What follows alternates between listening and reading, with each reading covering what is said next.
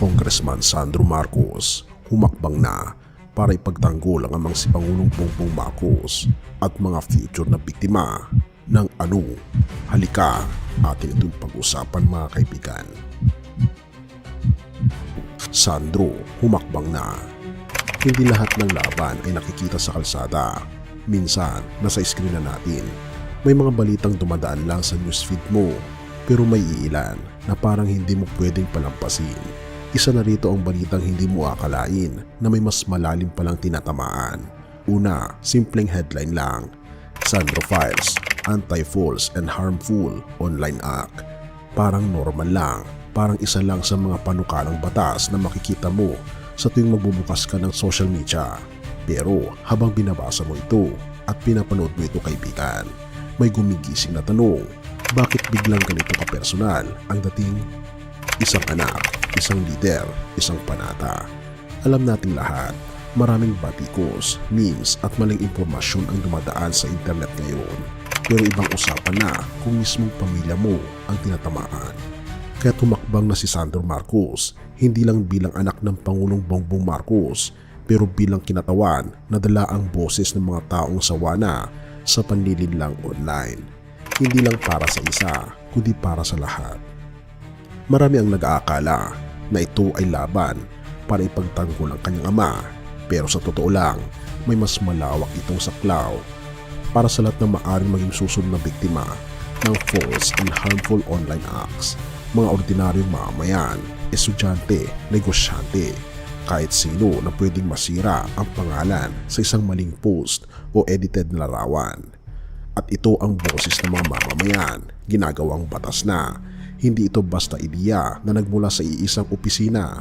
Therefore, ito ay bunga ng paulit-ulit na hinaing, reklamo at takot ng mga tao na lumalapit sa kanya at nagsasabing, paano kami lalaban kung wala kaming laban sa pader ng social media?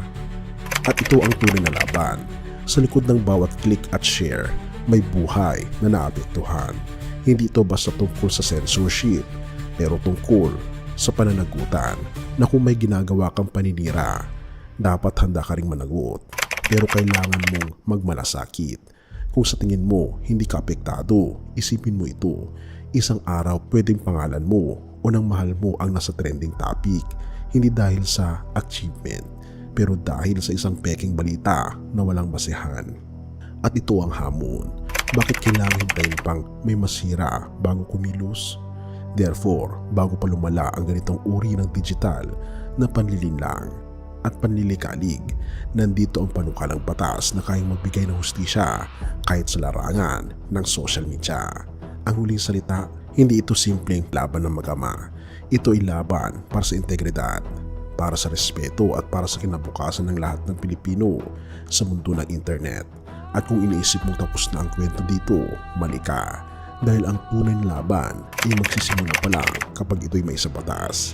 Pero sa kabila ng lahat ng laban na hinaharap natin, mula sa maling impormasyon, paninira o kasinungalingan, may mas matibay pa ring sandigan kaysa anumang batas o proteksyon ng tao.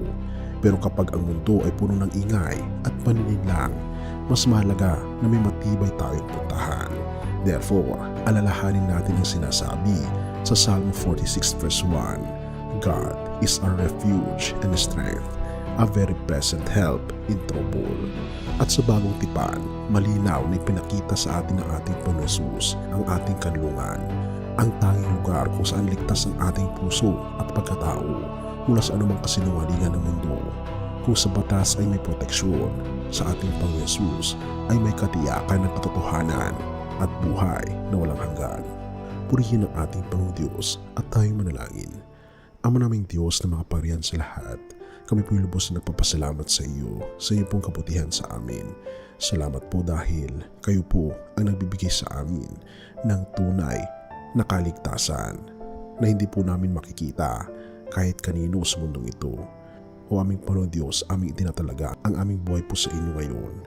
Patnubayan niyo po kami at pakaingatan at patawarin po kami sa lahat ng aming mga pagkukulang at pagkakasala.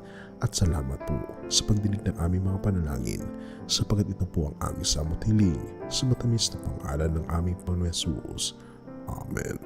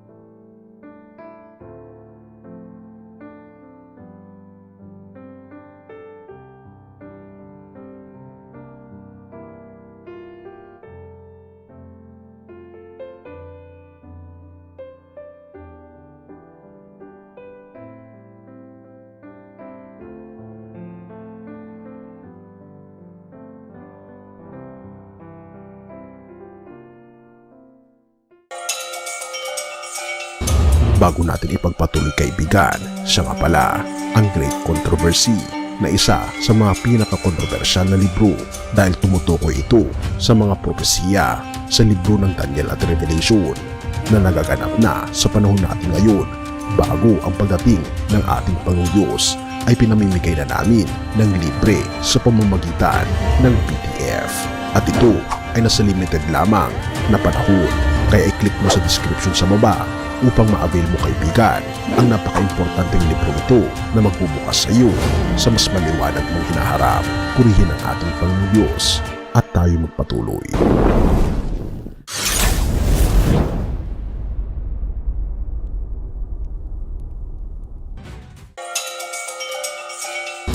Bago natin ipagpatuloy kaibigan, siya nga pala ang Great Controversy na isa sa mga pinaka-kontrobersyal na libro dahil tumutukoy ito sa mga propesiya sa libro ng Daniel at Revelation na nagaganap na sa panahon natin ngayon bago ang pagdating ng ating Panginoong Diyos ay pinamimigay na namin ng libre sa pamamagitan ng PDF.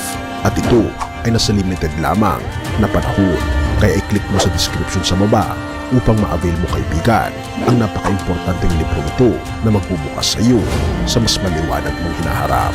Purihin ang ating Panginoong Diyos at tayo magpatuloy.